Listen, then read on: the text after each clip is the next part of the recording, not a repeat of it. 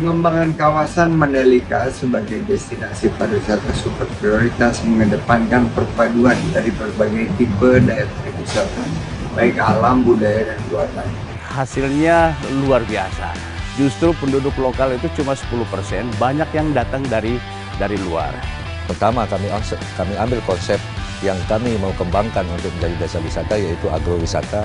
Yang kedua menjadi desa wisata budaya.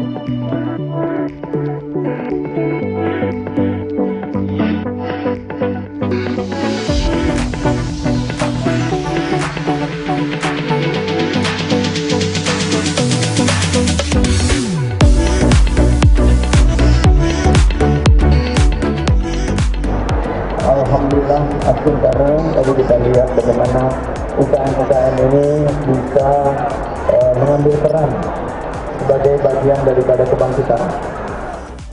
Salah satu key sukses faktor dari penyiapan destinasi Mandalika untuk menjadi tuan rumah penyelenggaraan ajang World Superbike dan MotoGP adalah adanya komitmen kuat dari pemerintah pusat. Dalam hal ini Kemenparekraf bersama dengan kementerian lembaga lainnya untuk berkolaborasi dengan pemerintah daerah memberikan dukungan melalui intervensi sesuai kewenangannya. Kami sama-sama 3G, gercep, gerak cepat, geber, gerak bersama, dan gaspol, garap semua potensi untuk kebangkitan ekonomi pasca pandemi. Kemenparekraf sendiri mengembangkan destinasi super prioritas Mandalika menjadi destinasi wisata kelas dunia, berfokus pada unsur 3A, atraksi, aksesibilitas, dan amenitas. Atraksi alam, pantai, dan laut, budaya, event budaya, dan minat khusus, serta atraksi buatan manusia, diantaranya fasilitas Mandalika International Street Circuit, peningkatan aksesibilitas Bandara Internasional Lombok, Pelabuhan Internasional Lembar, Lombok Barat untuk kapal pesiar atau cruise, maupun jalan darat menuju objek wisata dengan internasional. Sementara itu, amenitas berupa prasarana umum, fasilitas umum, dan amenitas pariwisata seperti akomodasi, restoran, Tourist Information Center, dan toko souvenir yang dibangun oleh para investor.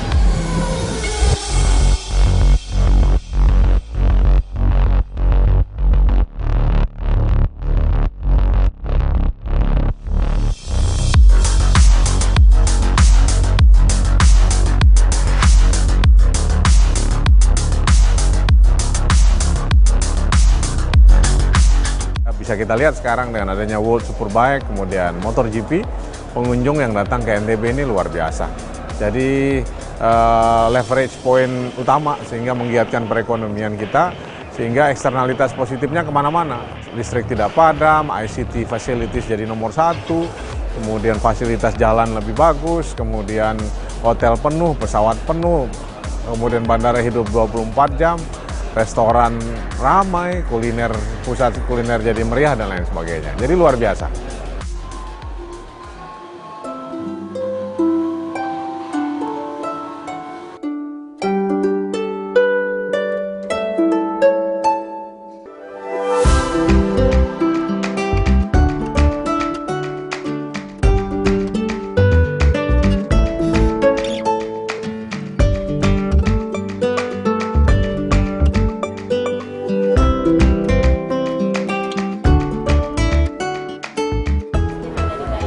Memang mengakselerasi perubahan tidak gampang, tapi dengan adanya big event seperti ini, mau tidak mau orang dipaksa untuk berubah. Misalnya rumah sakit harus kelas 1, berarti tadi yang tidak mau belajar, yang tidak mau resisten terhadap perubahan, mau nggak mau dipaksa oleh keadaan untuk berubah. Jadi yang tadinya satu target misalnya 2-3 tahun, karena persyaratannya harus tipe A, ya harus digesa semua. Jadi big event itu menjadi motor utama perubahan. Oleh karena itu masyarakat yang tadinya santai-santai karena pandemi, sekarang ketika akomodasi sangat kurang, bikin homestay, bikin ini itu dan lain sebagainya. Jadi event besar seperti MotoGP ini mengakselerasi perubahan masyarakat.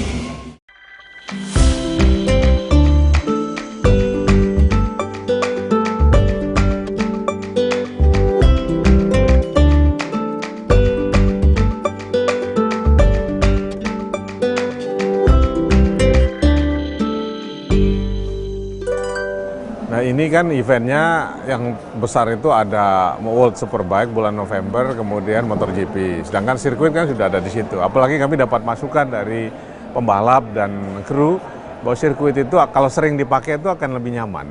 Oleh karena itu, salah satu strategi kami adalah bagaimana menghadirkan banyak event, bukan hanya World Superbike dan MotoGP. Tapi kita sudah dapat agenda-agenda dari international event juga, misalnya balapan mobil bulan Oktober dan di bulan-bulan yang lain, sehingga mudah-mudahan semua aktivitas di Mandalika ini tidak akan terputus, sehingga pengunjung akan tetap datang mengunjungi sirkuit ini.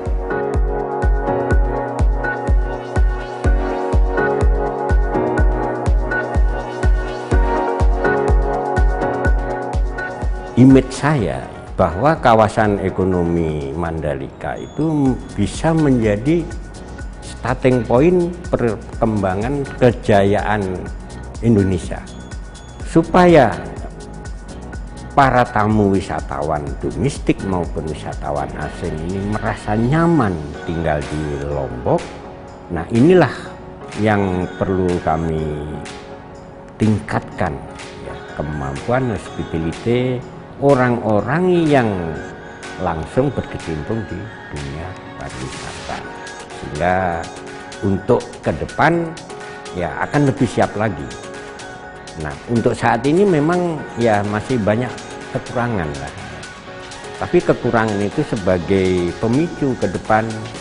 Kita tahu kekurangannya apa, ya kekurangan inilah yang akan kita push untuk memenuhi ya seperti apa standarnya. Pandia. Mario, good morning. The people is very nice. Welcome to Lombok. Untuk kebagian kamar, tamu-tamunya sangat banyak sekali, seolah-olah membeludak. Semua akomodasi yang ada di kawasan zona 1 Mandalika itu 100% terisi semua.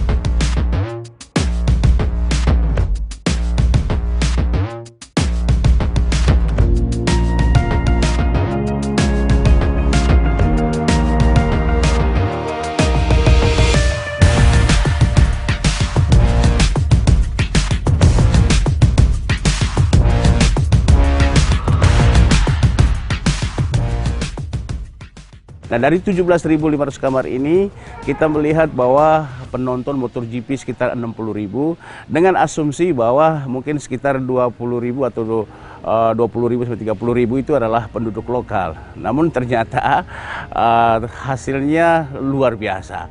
Justru penduduk lokal itu cuma 10%, banyak yang datang dari luar. Jadi kita coba berusaha untuk mencari solusi lain terhadap kekurangan kamar itu. Berbagai ide, berbagai solusi alternatif yang dikemukakan oleh stakeholders, antara lain dengan pembangunan sarhunka, bahkan rusun, homestay, dan juga termasuk di dalamnya adalah hotel terapung kapal-kapal besar dari Pelni.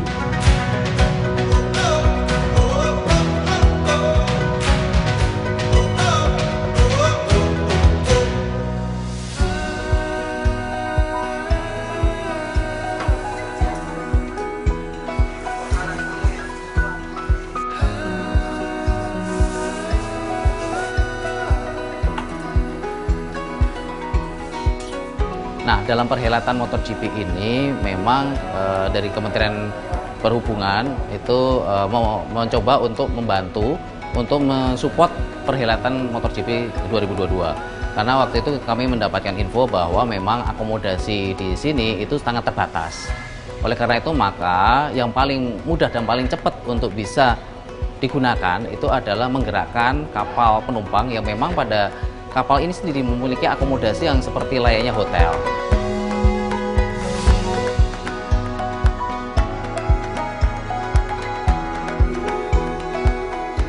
Jadi memang salah satu yang kolaboratif dengan stakeholder ini adalah dengan Pemda. Jadi Pelni ini sebagai operator untuk menggerakkan kapalnya. Jadi kami menyiapkan kapalnya.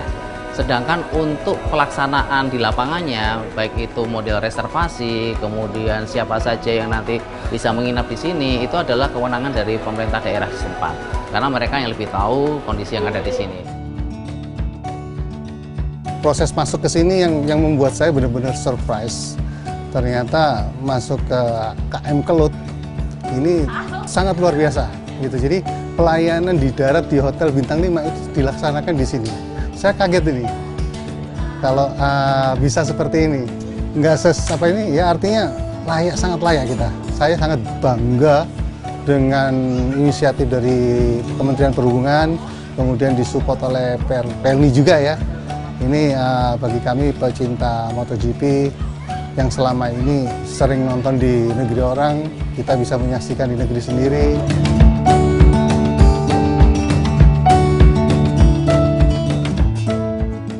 Kementerian PUPR secara fisik membangun ini sebagai bagian dari para intervensi pemerintah kepada masyarakat yang membutuhkan dan juga sadar wisata.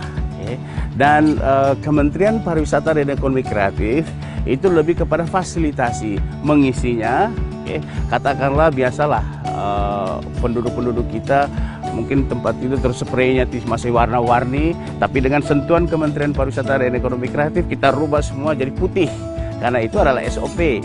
Kemudian kita juga melatih hospitality.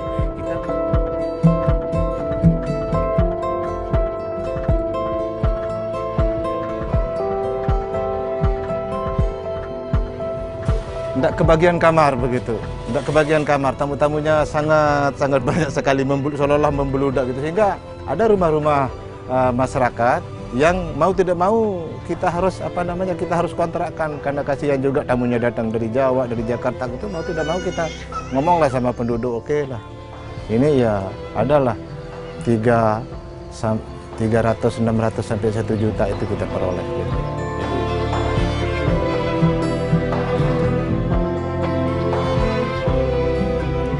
Kita melihat bahwa saat seperti ini sebetulnya keterbatasan pemerintah itu sangat-sangat besar sekali. Nah, oleh karena itu satu-satunya jalan untuk bisa kita mencapai tujuan bersama itu dengan kolaborasi. Oleh karena itu dari awal kami sudah mengukuhkan beberapa peluang kerjasama dengan pihak swasta.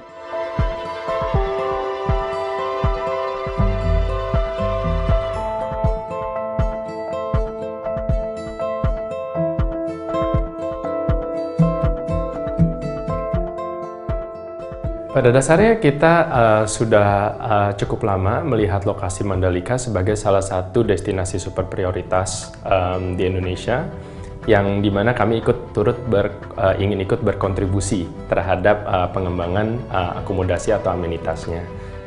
Jadi pada saat kita membangun campsite juga kami mengikuti guidelines tersebut supaya CHSE ini walaupun hanya 3 hari ya kami di sana untuk event MotoGP tetap terpenuhi. Dari sisi kebersihan, pengolahan limbahnya, security-nya, dari sisi health ada peduli lindungi, temperature check, itu semua kami lakukan. Dan juga kebetulan ada site-nya di ruangan yang terbuka, jadi secara social distancing pun juga sangat-sangat memadai.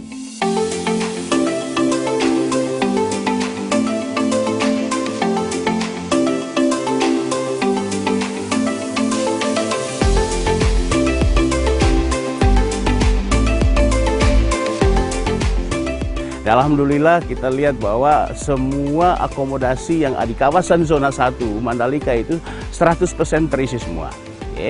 Hari pertama dan hari kedua kita lihat di sekitar Mataram, Lombok ini memang belum full, tetapi hari ketiga ternyata semua hotel-hotel yang ada di kawasan Mataram, di Lombok Raya semuanya juga terisi. Mengapa? Karena secara total hasil kajian kami melihat bahwa 95% akomodasi yang ada di kawasan Gili, Lombok, Mandalika semuanya itu secara merata terpenuhi.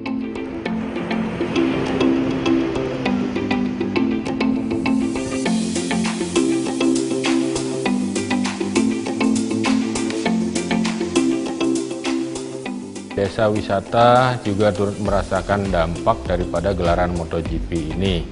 Adalah sekitar 30% lah pengunjung untuk di era MotoGP ini, peningkatan sedikit.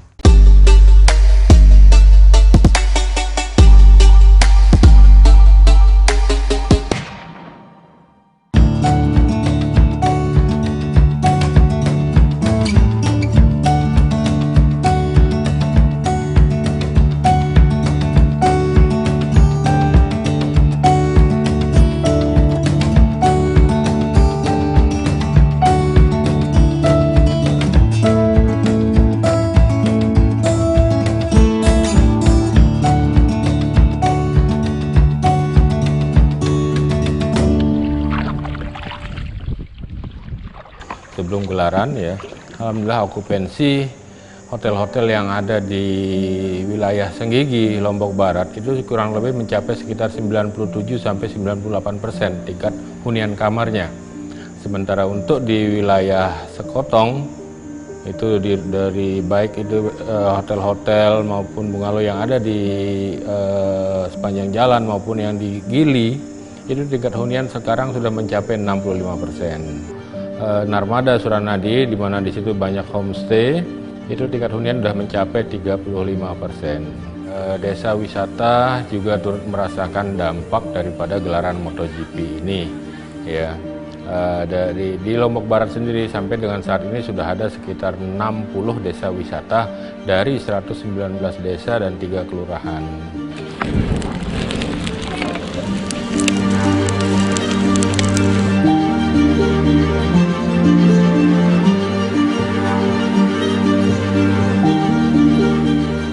Kami melihat bahwa wisatawan yang akan datang ke Lombok ini sangat banyak. Sehingga kami berpikir berupaya untuk memberikan alternatif tempat wisata. Kami juga mengembangkan desa wisatanya sebagai tempat alternatif bagi para wisatawan. Jadi wisatawan tidak hanya ke Senggigi atau ke Sekotong, tapi juga bisa melihat apa yang ada di desa-desa wisata yang ada di Lombok.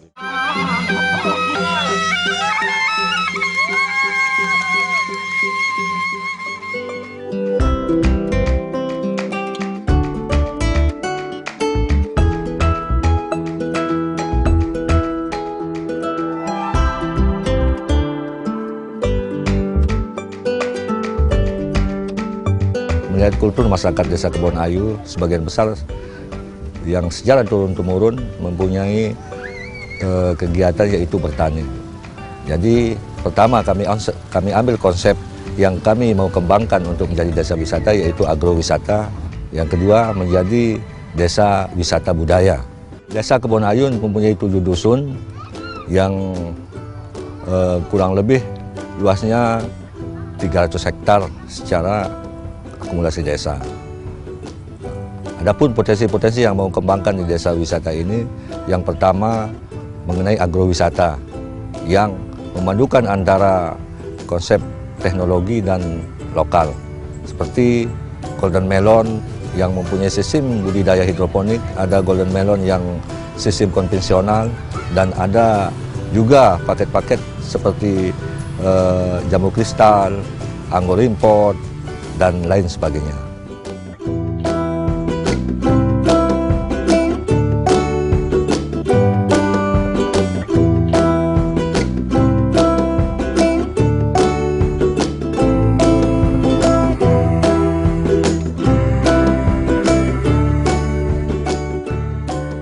Di Desa Kebonayu, apa saja yang mau dipromosikan di Desa Kebonayu? Salah satu, kami mempunyai dusun, 7 dusun itu yang sebagian masyarakatnya sebagai penenun. Jadi tenun-tenun itu tentunya petenun kami ini sejak turun-temurun yang mempunyai histori tenunan yang mungkin tidak bisa ditemui di daerah lain karena berbagai dengan sistem pesan dulu baru diadakan barangnya.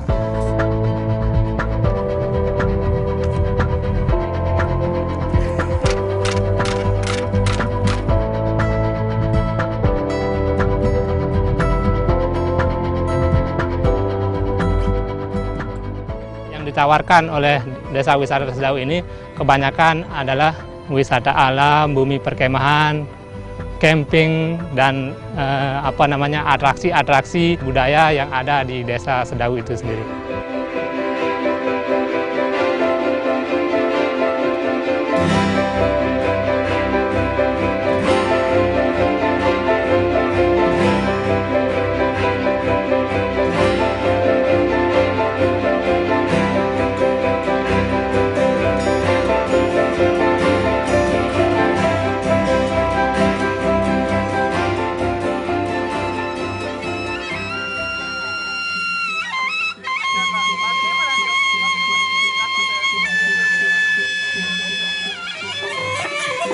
Alhamdulillah di sini sudah masyarakat sudah mulai sadar wisata. Kami di sini melibatkan sekitar 20 orang pemuda-pemudi yang ada di Desa Sedawu, sekitar 15 orang pelapak yang alhamdulillah sudah bisa mendapatkan dampak dari hadirnya Desa Wisata Sedawu, destinasi wisata alam Gunung Jaya.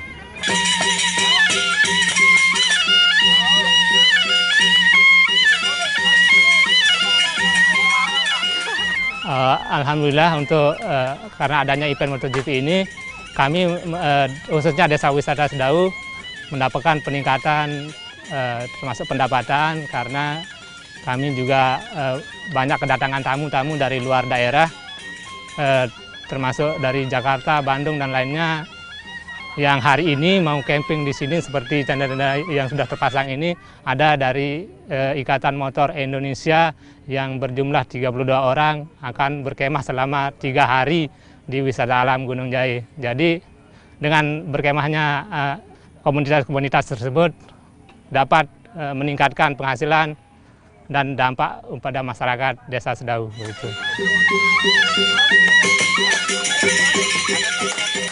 Wah, luar biasa, nggak nyangka, saya pikir datang udah ini itu makan ya udah tidur gitu.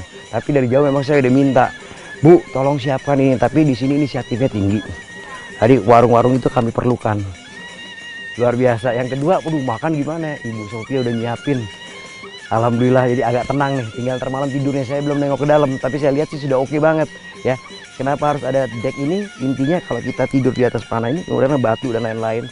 Kedua kalau basah, ketiga ular dan lain-lain. Tapi dengan adanya di atas ini akan lebih nyaman.